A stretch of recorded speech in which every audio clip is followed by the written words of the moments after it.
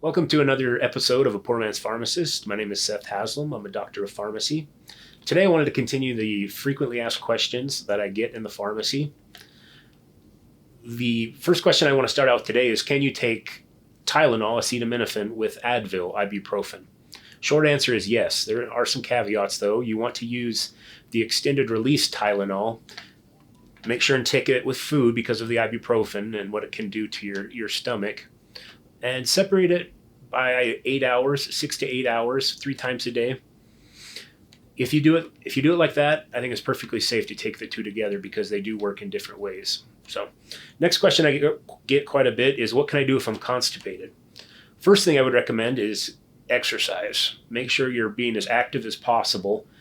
The other thing is drinking plenty of fluids. Now, there are some pharmacological things that you can do.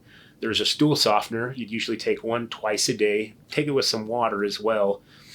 So that will soften your stool so you're able to get it out. There's also, if you have more serious constipation and the stool softener doesn't work, you can use a stool softener plus a stimulant. Or you could even go, if that doesn't work, you can even go with magnesium oxide. It usually comes in a little container about that size, about 4 ounces of magnesium oxide. If that doesn't work, you can try a saline suppository. There are other suppositories as well that you can try. Next question I get quite a bit is, why is controlling your blood sugar so important? So the thing we're trying to avoid with high blood sugars is the complications that can come from diabetes. So that includes damage to your kidneys, neuropathies, feet issues and foot sores, and other complications like that. Also your eyesight. So that's what we're trying to avoid when we're controlling blood sugars. That's why it's so important to control your blood sugars. So next question I get quite a bit is, why is my insurance not covering this medication? And usually they'll tell me, the doctor wrote the prescription. Why isn't my insurance paying for it? He wrote it. He's my doctor.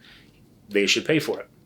The reason that this is the case is that our healthcare system in the United States is nothing if not extremely complicated. So the insurance companies, of course, they want to save as much money as possible, so they create what are called tiers. So in the top tier, they select certain drugs, and then in the same class, other drugs will be lower on that tier. And usually when it's not accepted and you have to do what's called a prior authorization, it's because it's one of those lower tier drugs. So the doctor will then have to contact the insurance and let them know why he or she wants to use that particular medication. And generally speaking, most prior authorizations are successful. I'd say probably about 75%. But that's why you can go to a drugstore sometimes, a pharmacy, and your prescription that was written by your doctor isn't covered. But usually there are workarounds, and you can take care of that. Thanks for listening this week. Have a great weekend. Talk to you later. Bye.